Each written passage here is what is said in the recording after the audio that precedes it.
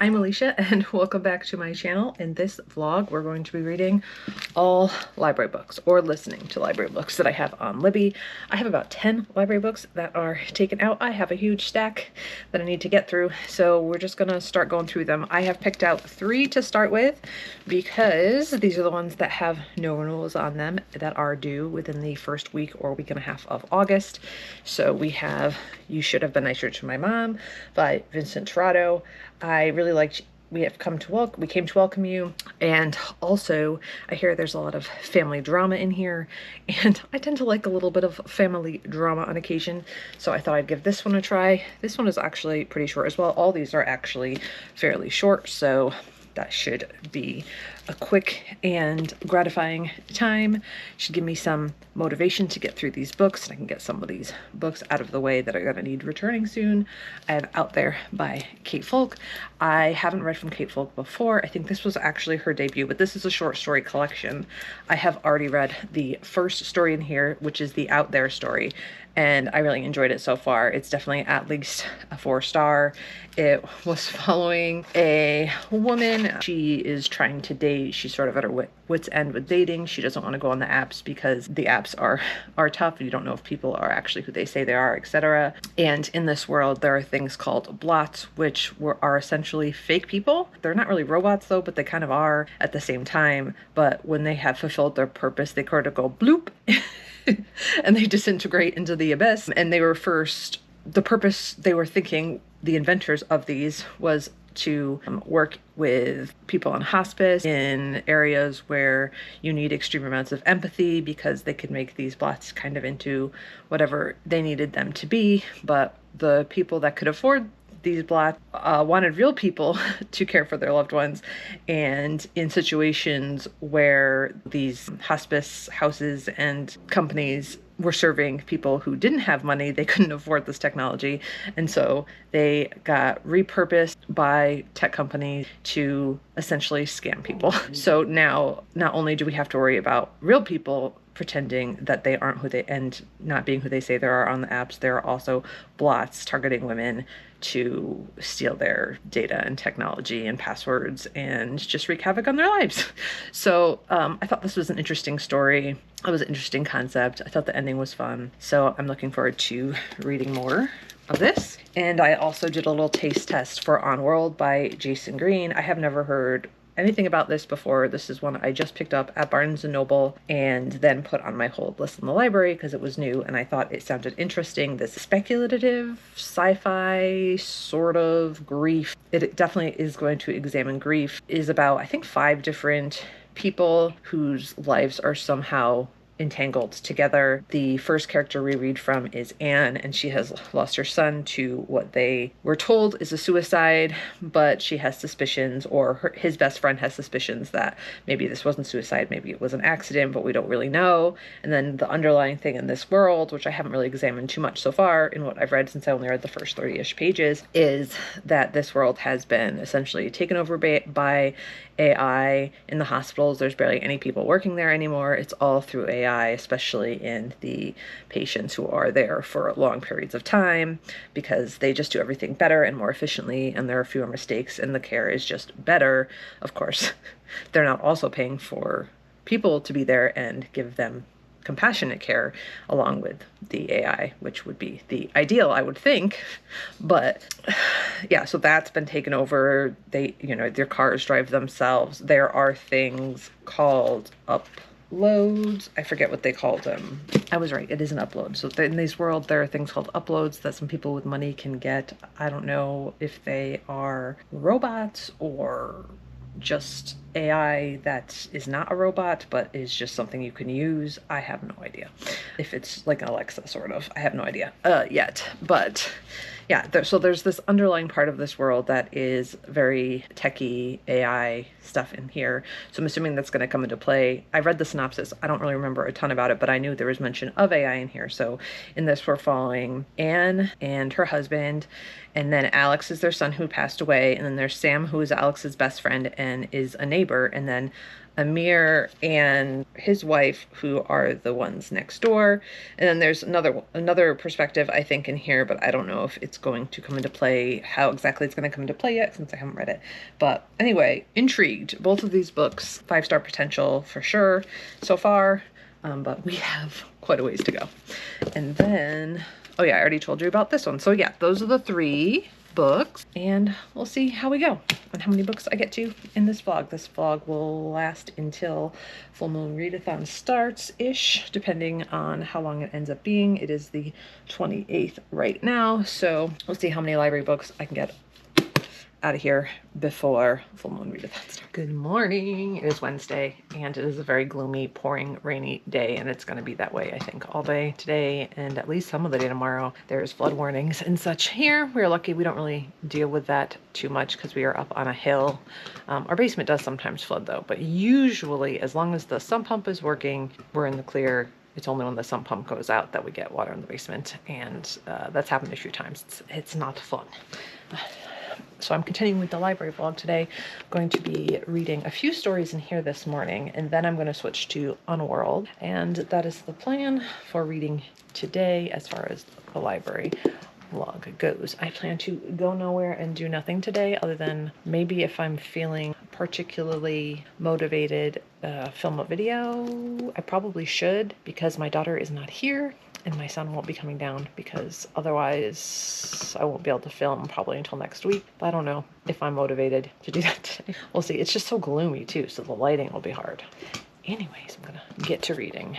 While I'm making my son some lunch, he wanted some mac and cheese, so I'm making him some mac and cheese. I thought I would update you on Out There by Kate Folk.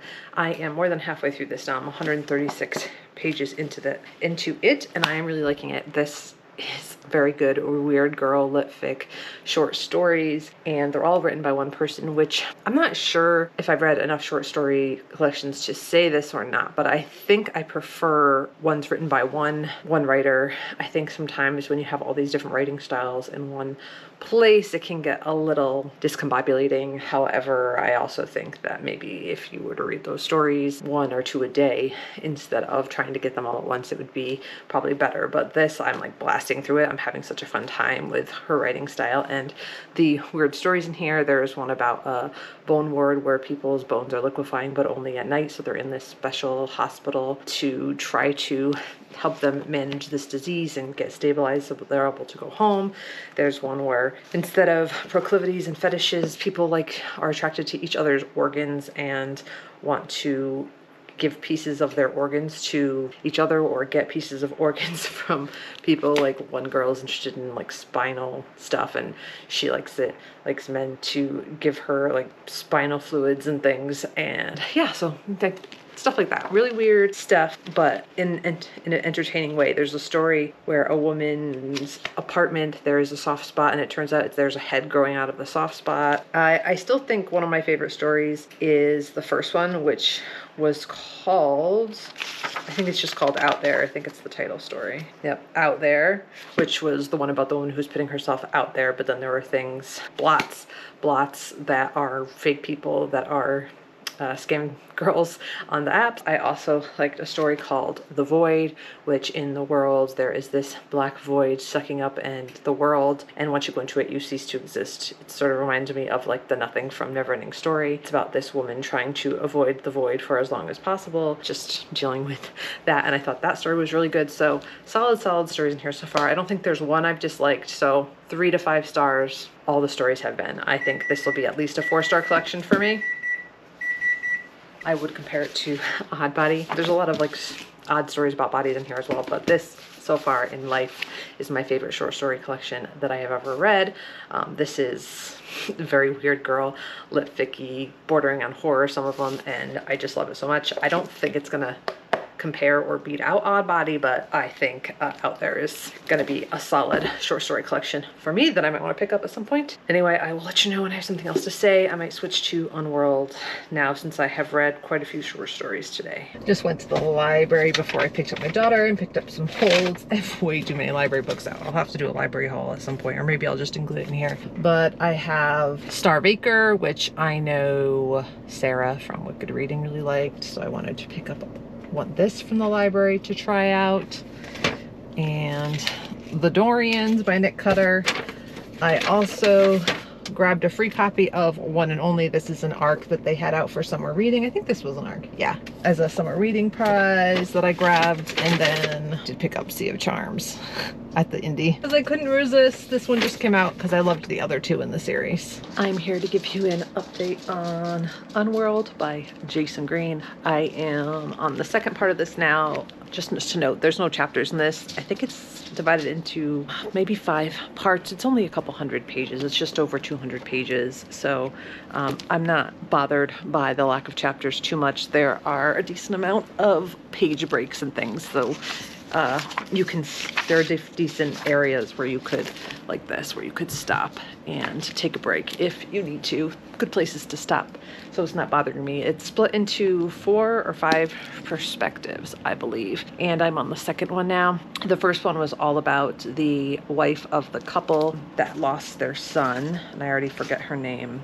Like I said, I don't even know if Anna. So the first part is all about Anna and her son and the loss of her son and her dealing with her grief and how her grief is so different from her husband's. And then, like I said, also navigating this world that has a lot of AI in it, as I already described. And then we're learning more about these things called uploads, which is essentially uploading your conscious to, I guess, the cloud and then syncing with it so that your memories and the uploads memories are the same thing, but they don't have bodies. You have like a chip in the back of your ear. And so you can talk to your upload. You can see things more clearly because the things that they see are perfect memories and perfect sights and sounds and representations of reality. And what you're seeing is your memories of what things were. So when you sync, you are changing your memories to be more accurate. Although they do talk about how sometimes they will leave inaccuracies in there for sentimentality or reasons or something. I don't know. It's hard to explain. Just know that there are things that people have in this reality where they have uploaded themselves, their consciousness or whatever. But if you don't sync with them, they kind of develop their own personality that is different from what you may be experiencing because you're not experiencing it together once you sync. And they have developed some personhood rights so that if they want to untether from you, they can untether from you. But then of course they don't have a body, so they're sort of just like floating amongst different technologies and things. So it's complicated and I don't completely understand it. It's hard for me to even wrap my brain around.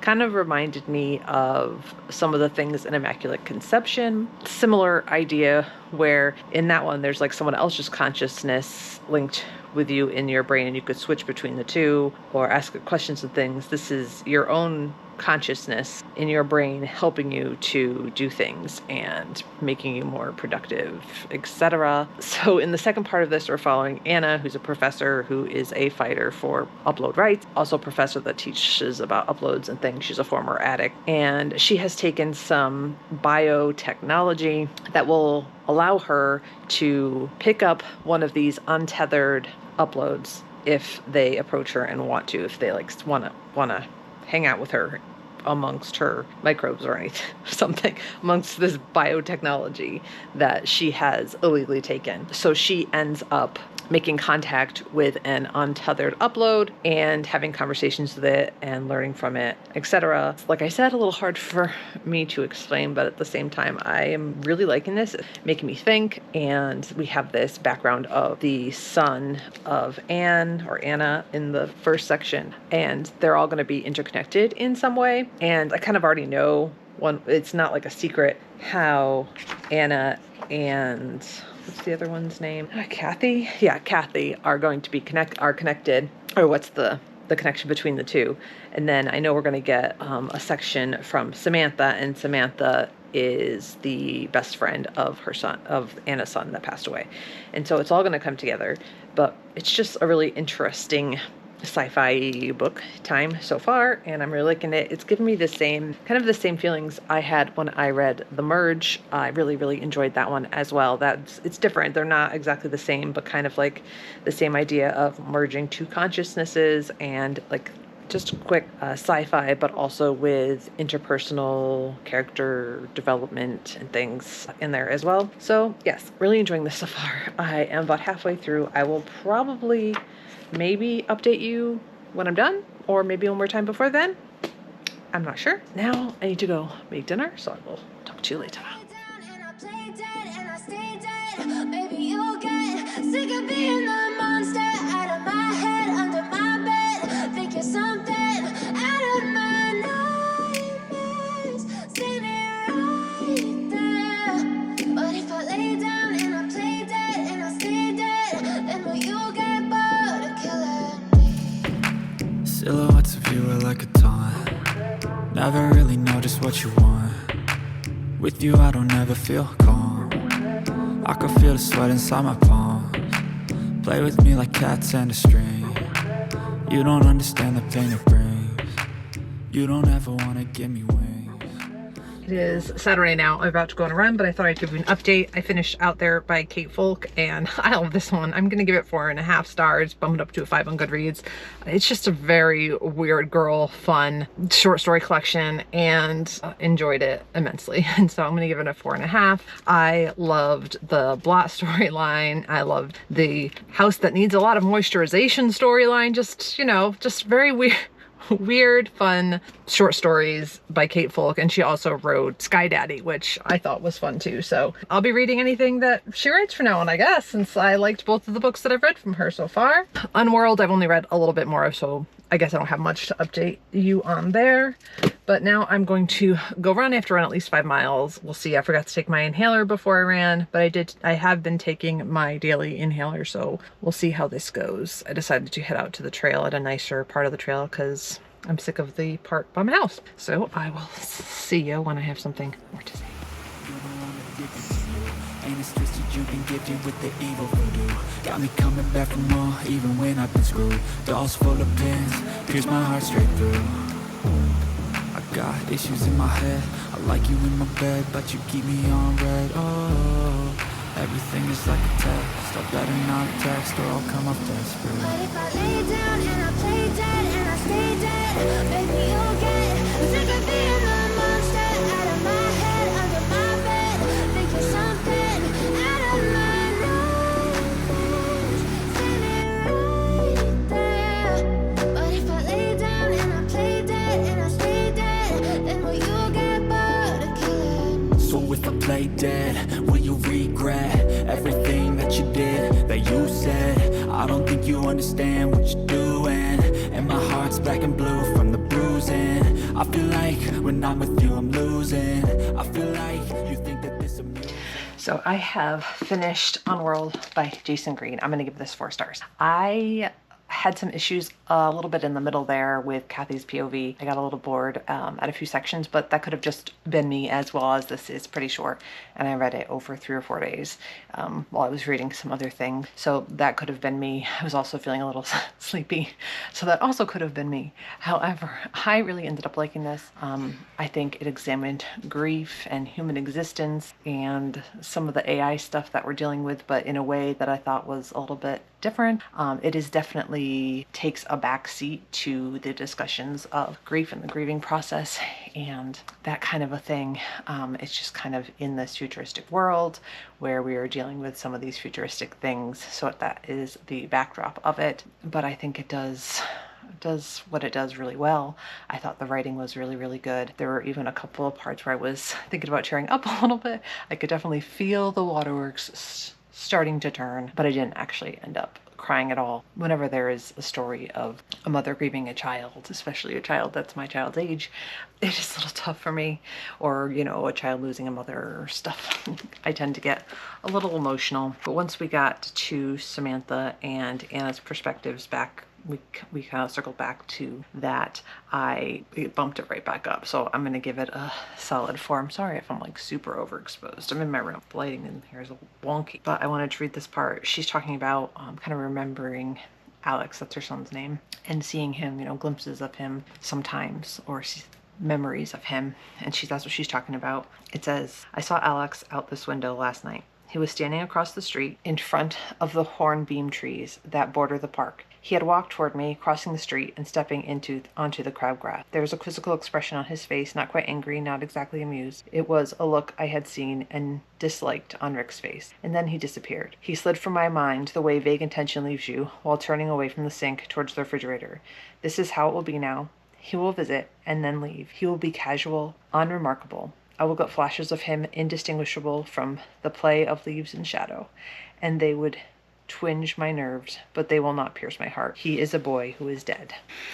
Ugh, that line. And this also talks about the upload, Anna's upload, which is her but not her, and doesn't have a body, and she gets untethered.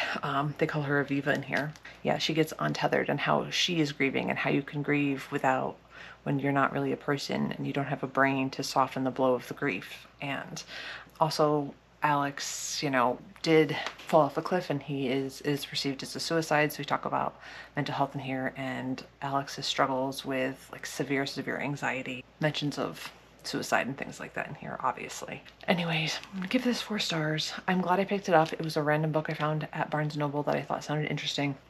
So I'm definitely glad that I picked this one up. I'm going to give You Should Have Been Nicer to My Mom a try.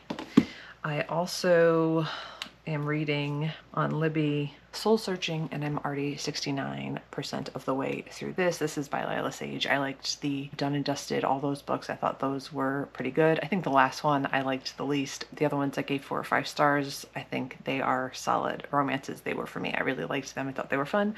So I'm reading this one and I'm liking it. I think it's a little different. We have a main character who could see ghosts and is having trouble hearing them. That part of her gift has disappeared. She's returning to her hometown to help out her parents possibly, and also try to figure out what's going on with this gift that she has, because she feels a bit untethered to herself without having the ability to hear these ghosts that she knows more around her. She meets this man. She moves into his apartment, which is sort of like set up like a dorm, where they have like a connecting kitchen and living room area, but they have bedrooms and baths themselves. It's like that. And anyways, and then so she moves in with this man, helps him downstairs in his upholstery business, while she is there helping her parents and trying to figure out what's going on with his gift.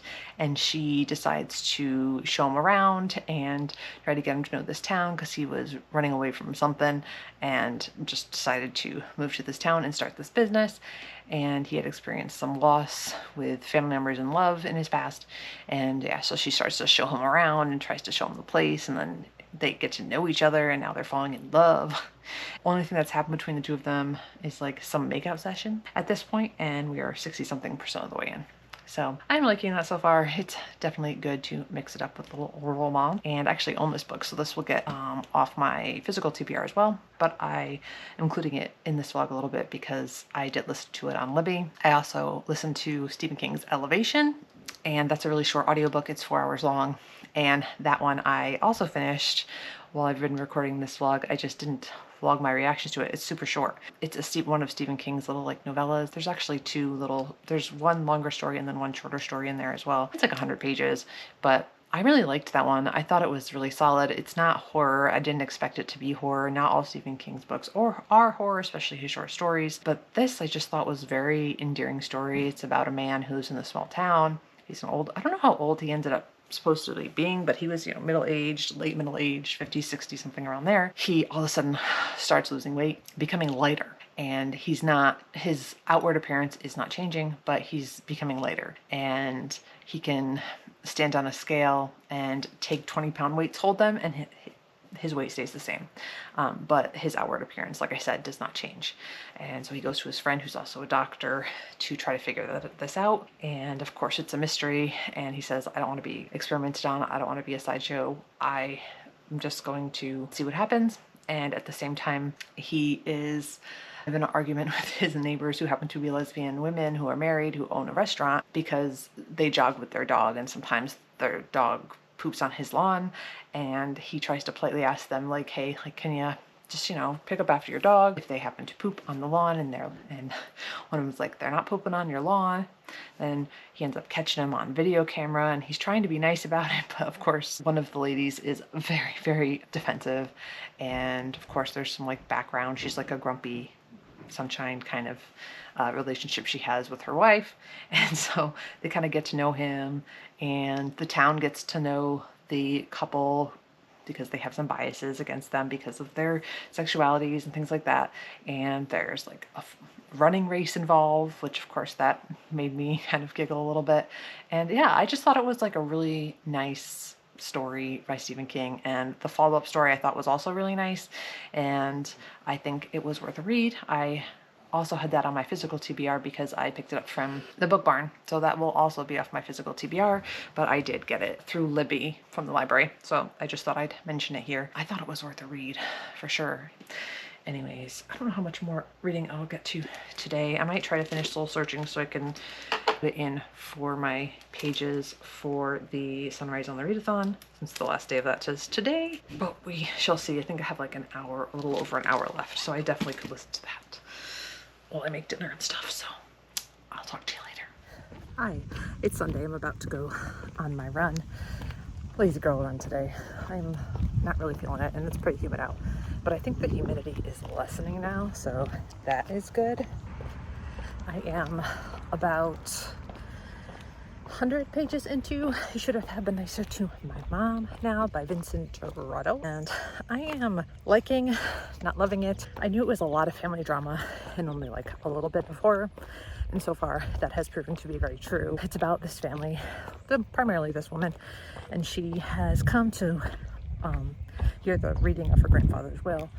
And I didn't want to record anymore while I was running because there were too many neighbors walking around with their doggos, and I didn't want them to look at me funny. So I will give you an update. My battery keeps on dying. Anyway, a bunch of the family who is estranged from each other is going to the reading of the will at the house where their grandfather is, and when the will is read aloud, it says that years ago he made a deal with the devil or a demon, and it's one of the people that were there at that moment, and they have to find out who it is and sniff them out and kill them, or they're also going to be damned to hell or whatnot. Of course, no one really believes this, but slowly some of the family's secrets come out in the news, and this is all happening very quickly over the span of this day.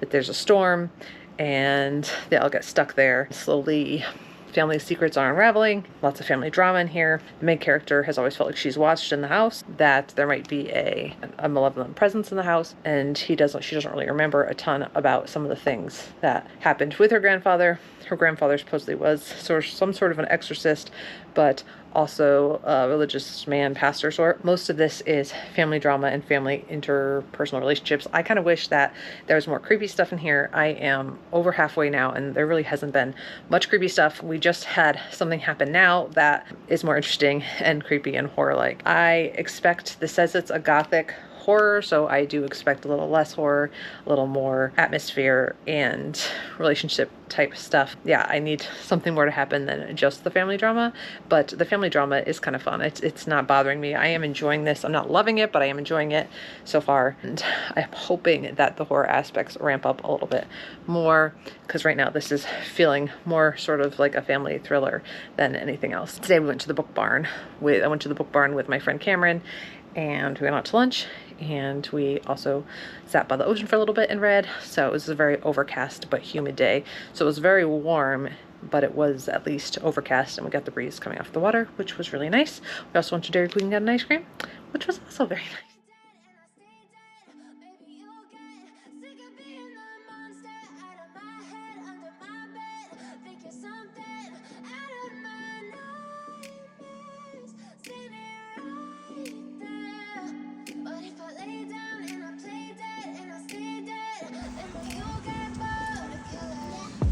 I wanted to try this, but I do not want the Never really know just what you want. With you I don't ever feel calm.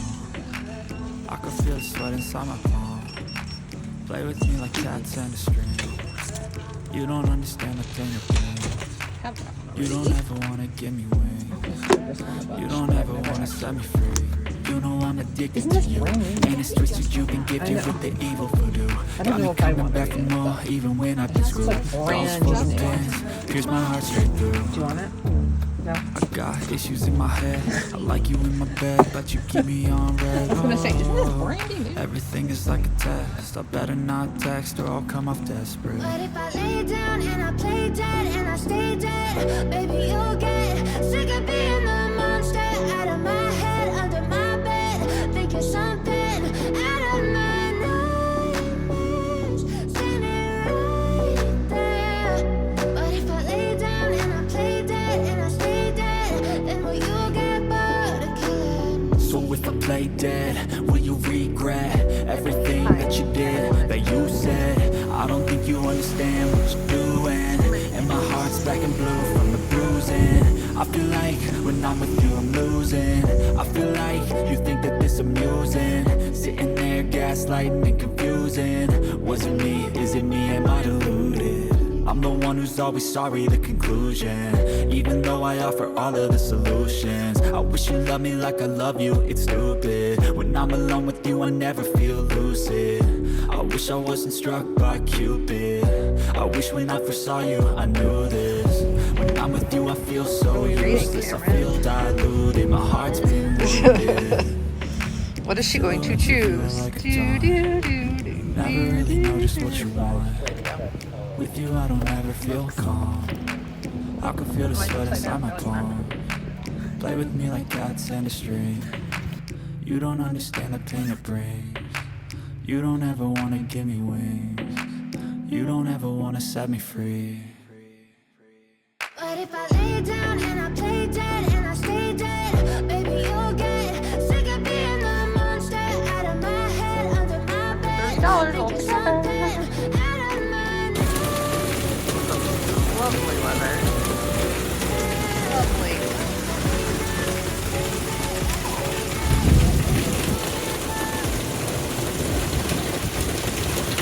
Just a bit boring. I also started the names on Libby, which is why I'm including it in the library vlog, and I am liking this one too. This is by Florence Knapp, and this is based in Ireland, I think, or Scotland. I always get those two mixed up, even though they're completely different places. Anyways, I started the names by Florence Knapp on Libby, which is why it's in the library vlog. And yeah, I'm really liking this one. In this one, we follow Cora, and she is married to Gordon, and Gordon is physically and emotionally abusive to her. She deals with a lot of domestic violence. She has just had their second child, and her daughter's name is Maya. And she has to go and register her son's name, and she's supposed to register that name as Gordon, and that is her husband's name. So she really doesn't want to name her son after her abuser. And so she goes to the naming office and she decides to name him something else. And we split off into 3 different timelines. One or 3 different possible futures. One if she names Gordon Gordon. One if she names the baby Bear, which was her daughter's idea for a name. And one if she names the baby Julian. And we sort of follow this boy and family throughout their lives as these 3 possibilities come to light. And I'm really liking this so far. I think it's beautifully written, and I'm curious to see where it goes from here. I am only, I think, like 100 pages in so far, but I'm liking this one. It is Monday morning now, and since I finished You Should Have Been Nicer to My Mom last night, actually, I didn't give you a full rating on that, did I? I ended up going with a 3.5 for I Should Have Been Nicer to My Mom. It's over there. I don't feel like getting it. And yeah, I feel pretty good about that one. The last little bit, like the last 20-ish% went better, and like it was interesting overall. There wasn't enough gothic-y horror in it for me. It was mostly family drama, someone dying, and then you finding out all the secrets that have been left behind, or who the person really was when they were alive, going to a house of a loved one who's passed away, when there are things left unsaid and secrets kept, and you're going through their things to find the answers that you need.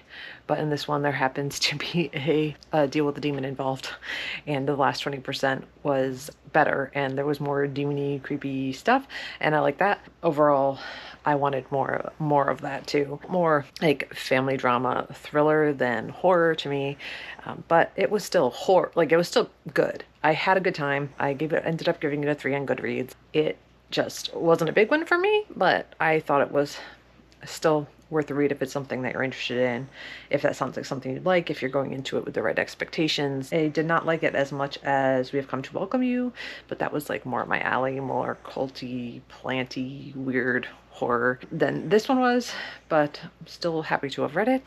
This morning I decided to taste test a few more of my library books. I have a lot still.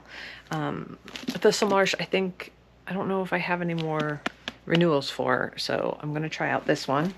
I'm going to try out Rejection, which is a short story collection, so I figured I could try out the first story at least and see how I feel about it. And then I started this morning with The Dorians by Nick Cutter, and I am 34 pages in, and this one is following several elderly people who are at the end of their life who have decided to go in and have elective medically assisted suicide. In this world, you can do that. It's a widely accepted choice at end of life, and they're all terminal, but we introduced mainly to this man named Frank as he is about to undergo this procedure, and a man comes in and says, hey, instead of doing this, you want to come to this island? And this woman on the phone FaceTimes him and gives him this other option, and he decides, what the heck, I have nothing to lose, and he goes off to this island where they have to sign non-disclosure agreements, and they don't really know what they're in for, but there are 6 elderly people there, all with different comorbidities.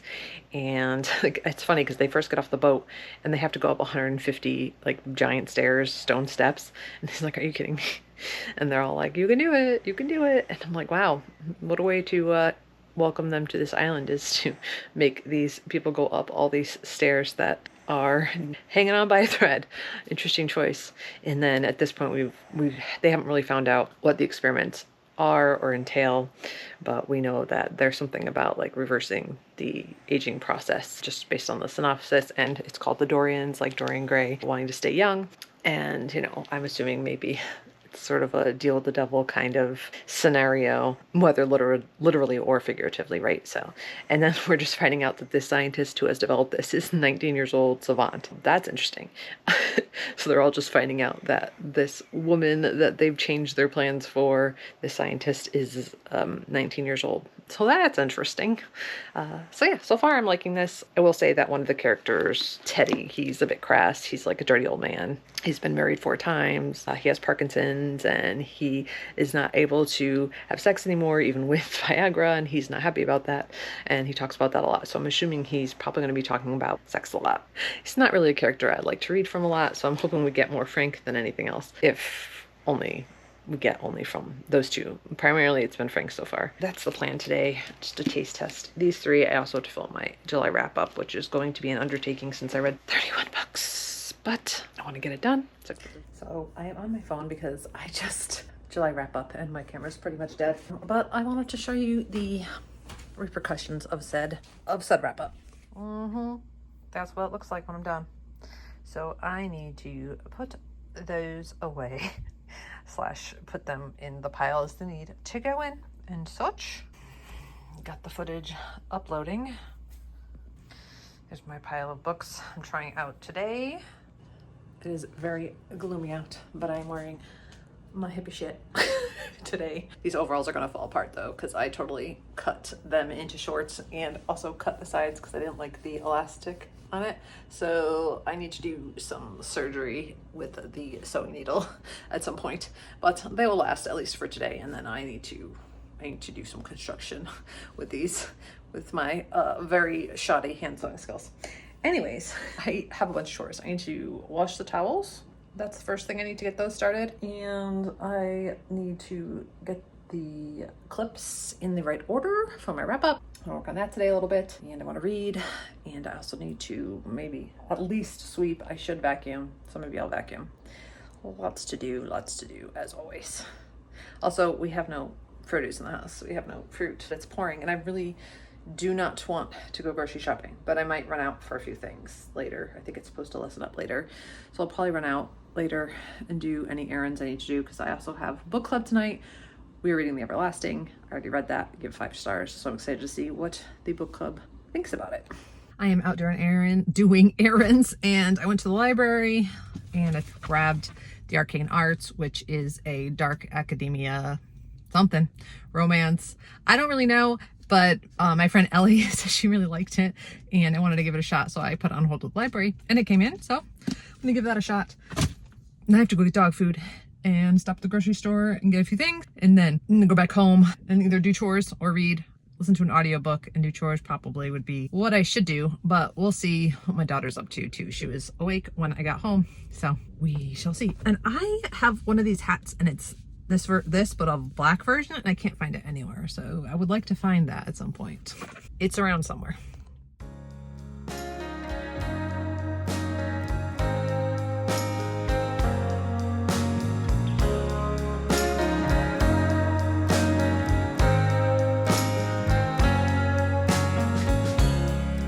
Sun is falling, speed in the black. Nobody driving, we're in the back. To the end of the world.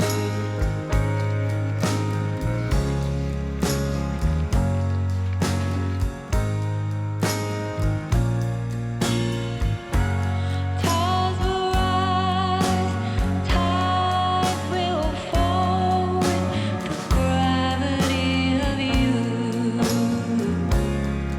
To the end of the world.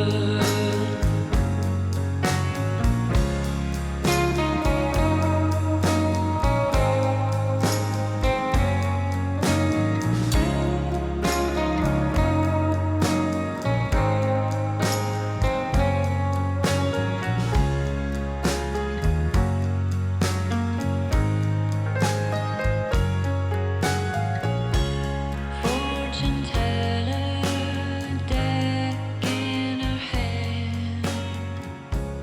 Fool arcana lives on the land. All right, so a little update you for the library vlog. I have finished the names. This was on Libby, so I'm going to add it in to the library vlog. So this follows 3 different scenarios. It examines the consequences of that and how that one choice will change their lives in the future.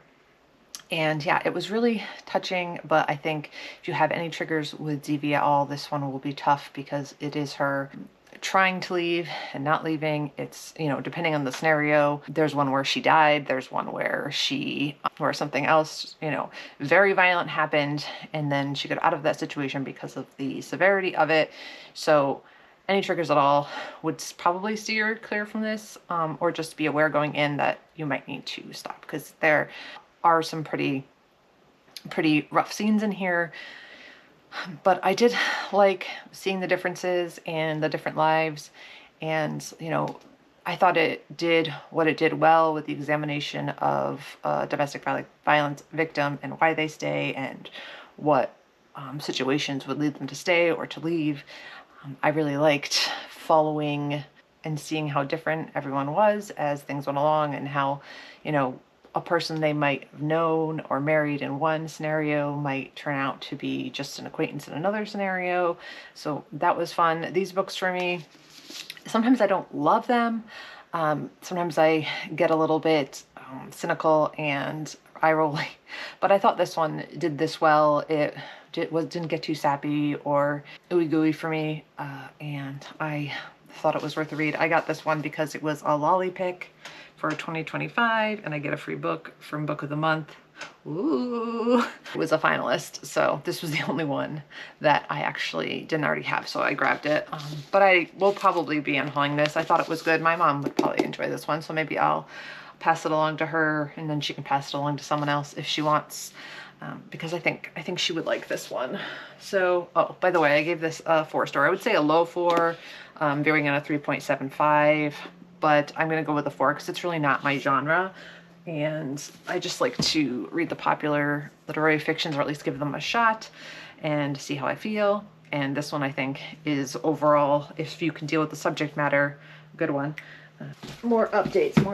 What else? I am 93 pages into Rejection. This is an interconnected short story collection where we are examining people who are experiencing rejection. 2 stories. The first one, we see a man who is a male feminist, and he is like overtly always talking about women's rights and everything, but it's like almost too much and it's performative, and he, is rejected by women. He's basically an incel, and he feels like, oh, I'm doing everything right and nobody wants me. He becomes a little obsessed with his narrow shoulders, and he kind of spirals from there into a little bit of incel culture towards the end, and getting on the internet and finding people like him, etc.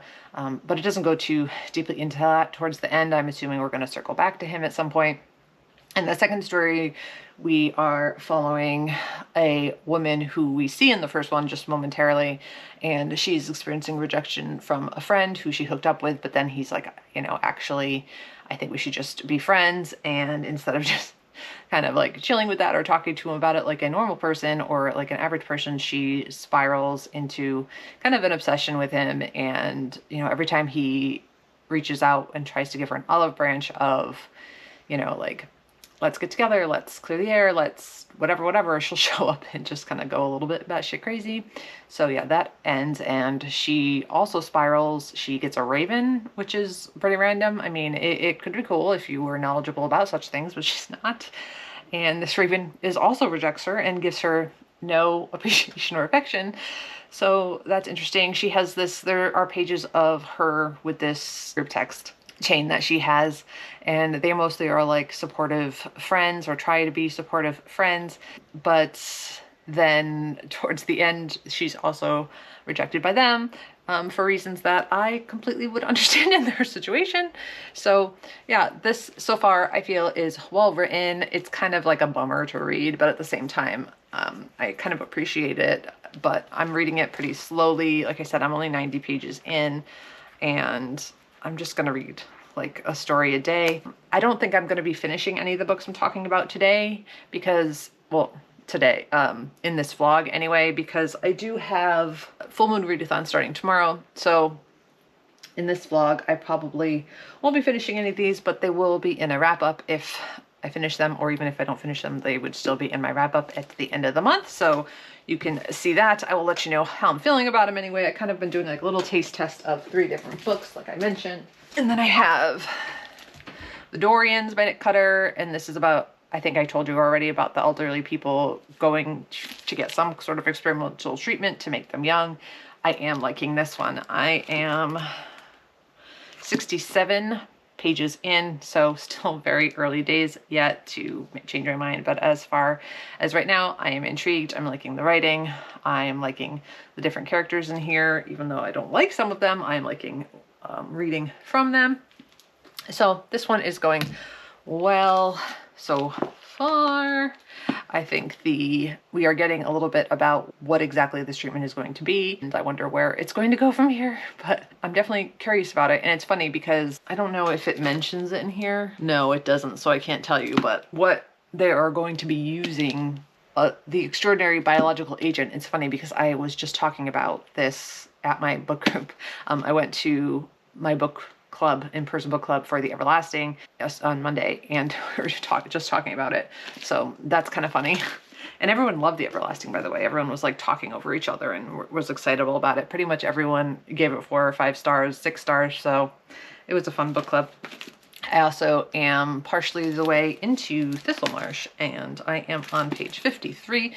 Also liking this one. I would say I am equally intrigued by all 3 of those, which makes it kind of difficult to decide which one to kind of read more of today. But I think I'm going to read a little bit of each again and see how I go. And then Full Moon Readathon, I might include some of these for my Full Moon Readathon books if I want to keep reading them. This one does have metallic elements and shiny elements, so I could use it for that. But I do want to get to, what is it, The Poet Empress or something. But if I don't, I don't. We'll see. This is more of a cozy fantasy, and I could definitely be in the mood for something like this. This is about a woman who inherits this estate, but in order to get her inheritance, she's supposed to fix it up or fix certain things in it within a certain amount of time, and it's pretty much an impossible task. and if she doesn't do it, it's going to be given to a different relative. Is a history of fairies in this world. It is England, but there's a history of fairies, a known history of fairies, but they haven't been around for 100 years. And we don't know why at this point. This is a fairy blessed, I think that's what they call it, or fairy something estate, where they did have a deal with a fairy at one point, that as long as it belongs to someone in this family, that they will be prosperous and something. I don't remember exactly. A fairy is going to appear after 100 years and offer her a deal. I've just gone up to that point, but the way in which he appears I thought was kind of fun, and I'm always up for sentient, non-sentient objects, or objects that have a person being within them, and I think that's pretty cool. And so far I'm liking the vibes of this. I'm going to be reading some of this today as well. I will give you an update throughout the day today to see how far I get into these. Like I said, I don't think I'm going to be finishing these today for this vlog, because I've already finished, I think, 4, and there's just no way that I'm going to finish any of these today unless I really start liking one and stick to it. But like I said, it will be in a wrap up. I just got done with sprints on my channel, and I got all the way to page 190 in Thistle Marsh, and I'm liking it. It's a cute, cozy fantasy, although they are going on, well, not really going on adventures, but they're having some adventures. They're trying to solve certain mysteries within the house and trying to figure out why maybe his magic isn't working as well as he thinks it should to repair the house. And there is definitely some familial house history there that she doesn't know about. So the story behind her is this is set in 1919, and her father was Irish, and so her mother's family sort of rejected them because of their Irish heritage. And so she went off to the war to be a nurse, and her brother also went to war and lived, but when he came back, he didn't remember her. He has severe psychological damage, PTSD from the war, so he is in a home for soldiers, and she is having to deal with this estate on her own, because her cousin, he died in the war, her uncle passed away, who was the father of her cousin, and then her brother is too mentally unstable, mentally unwell to deal with any of this. So that's why she is coming back to deal with this. So she's also dealing with the trauma of the war and things that she saw in the war. But it's not really focused on that. It's definitely more in the background. You know, it doesn't take away from the coziness of it too much. But it's just like kind of gives her a little background in where she's coming from. So she never really felt accepted by the family, but now she is here and she's the only one to take it over, other than some other out of the way family member who's going to get it if she can't repair it in a month, which it would be impossible to do without the help of this Fey man. And I forget his name, without Thornwood. And she makes a deal with him to repair this house, but that's not going as planned. Things, after he repairs them, they start to deteriorate again, even though they're not supposed to. However, I'm liking the characters in here a lot. I think that they're pretty well fleshed out, and not in a way that you're getting a lot of information about them, but just in the way that they speak, in their actions, and the writing. We're getting a good handle on who they are, and I'm liking them all. I'm liking the Fays. He has a servant who is an interesting species, let's just say, because I don't want to ruin anything. We have a animal companion named Smudge. He's not really, I think that's what they named him. He's not really an animal, he's an animal companion now, but he kind of enters the scene recently in this book as they're trying to figure out the mysteries of this house. And yes, I am really liking it. I think I mentioned that the Fae disappeared 100 years ago, and there's more religion in the country now, and they don't really talk about the fairies as much. They kind of discourage that way of thinking. And even though she has a friend who she's trying to confide in, because he's like, what's going on? Who's this man? Because of course it doesn't look good, because this is 1919. It's affecting her reputation, even though she said, I don't really have much of a reputation as it is anyway, because of her family background. And he doesn't even believe her, even though she just blatantly tries to tell him. She's like, he said, I'm a man of God. Why would I believe that? Well, I'm sorry, you don't want to tell me the truth. And so she's dealing with some of the blowback from that. I would say it's cozy. Comps for it would be like Sarah Beth, or she actually blurbed it down here. She says, completely and wonderfully enchanting. And I would say, yes, it is enchanting. It's charming. I'm intrigued to see what happens, because I know that, we'll see how everything pans out with this fairy. He seems trustworthy, but at the same time, he's Fae, so he might not be. And also, he could be doing something that might not be in her best interest, but not even realize it. So we will have to see. So I'm going to probably continue reading this whenever I have time today, and I will let you know how I feel about it when I have something else to say. But so far, I'm really liking it. Might be just right book, right time, as I've been reading a lot more heavy things lately, but I'm glad I'm enjoying it. Hello and welcome back to the library blog. This will be the last update for that vlog because we're going to move on to full moon readathon since it starts today. This is my moon shirt. Anyways, I did finish Thistlemarsh, and this was a 4 for me all the way up to the last 5th, I would say, of this book. The ending, it kind of got a little too plot heavy. There was a lot of info dumping about fairy politics and the histories of the fairies and things that I didn't really think we need. We also went off the property at one point, which I didn't think we needed to get out of the small town. I wanted to stay there. And they went to London and I'm like, no, go back. I don't really feel like we needed to go there to learn the things that we learned. And that kind of took me out of the charming small town house estate that I like so much about this. However, I really did like all the side characters. I thought they were fun. I liked Micklethwaite and John, the priest, and the animal companion Smudge, and I thought all of that was very charming. This is a debut, and I think if it had been pared down just a little bit, just a little focused in, just a little bit more, it could have been a very solid 4 for me. So I would read from her again. I thought this was cute. I liked the endearing, charming characters, like I said several times now. And I would read from it again. It just did lose me a little bit towards the end, so I'm going to go with the 3.5 for this one. However, I do think it's a cute, cozy fantasy. It just didn't charm me as much as something like The Spell Shop did. I'm going to give it a 3.5, and that will be the end of my library vlog. I did read a little bit more of these, but I am not going to finish them for this vlog. This one is kind of a hard read, and hard as in hard topical stuff. It's very much about the loneliness pandemic, the addiction to screen gratification, I will say, and incels, and just not very good reactions to being rejected. It's a little bit of a tough read, but I am enjoying it as much as one can enjoy one of these things. And then I didn't really get any further into Dorian's.